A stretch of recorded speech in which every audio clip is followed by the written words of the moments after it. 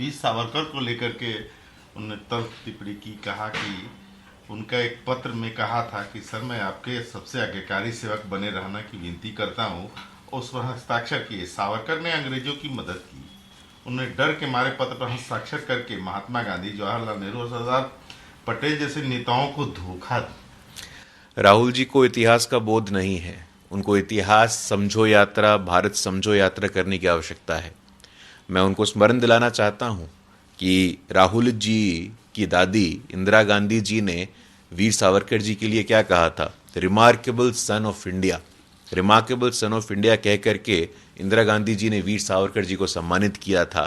तो राहुल गांधी जी इतिहास की समझ रखे, ये तो संभव नहीं है, लेकिन कम से कम हम आशा करते हैं कि खुद के परिवार के लोगों ने जो कहा है आप उसको पढ़ने का कम से कम कष्ट करेंगे और फिर अपने बयान पे पुनर्विचार करेंगे।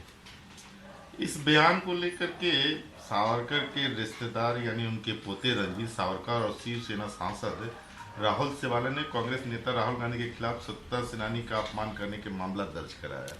देखिए, राहुल गांधी जी की मानसिक क्षमता और विवेक इतनी है ही नहीं कि वो वीर सावरकर जी के योगदान को समझ सके। Veer Savarkar ji was a man who was ahead of his times. वो अपने समय से कहीं आगे थे। सोशल रिकंस्ट्रक्शन की लड़ाई हो, मंदिर प्रवेश की बात हो, लगातार उन्होंने आंदोलन किया बाबा साहेब अम्बेडकर के साथ मिलकर के।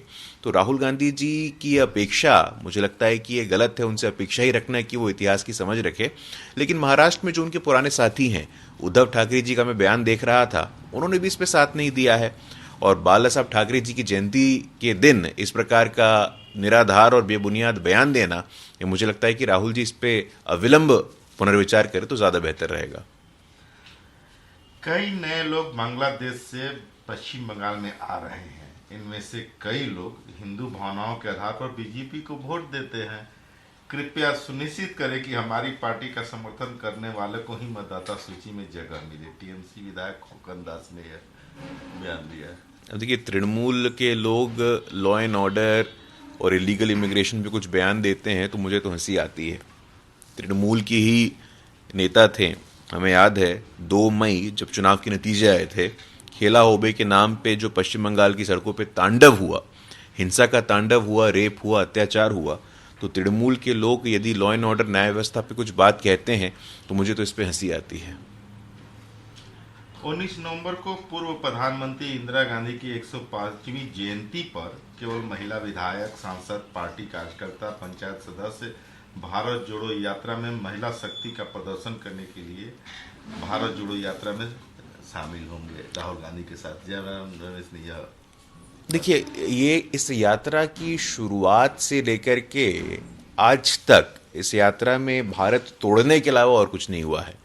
हमें स्मरण आता है कन्याकुमारी से जब इस यात्रा की शुरुआत हुई थी तो वो फादर जॉर्ज उन्होंने क्या कहा था भारत माता के संदर्भ में, हम सबको याद है। कल ही एक राहुल जी का मैं वीडियो देख रहा था, राष्ट्रगीत की बात हुई, कोई और गाना चल पड़ा, राहुल जी खड़े रहे, उनको पता ही नहीं चला राहुल जी के दिमाग में, मन में क्या चलता है कि राष्ट्रगीत की धुन भी आप नहीं पकड़ पाते हैं और खुद को शहीदों के परिवार का बताते हैं। ये तो आपके मानसिक दिवालियापन का परिचय देने जैसा है। तो भारत जोड़ने से पहले भारत समझे राहुल जी तो ज्यादा अच्छा रहेगा। वाराणसी कोर्ट ने ज्ञानवापी मस्जिद परिसर में शिवलिंग की पूजा की मांग वाली याचिका की सुनवाई का फैसला ले लिया है।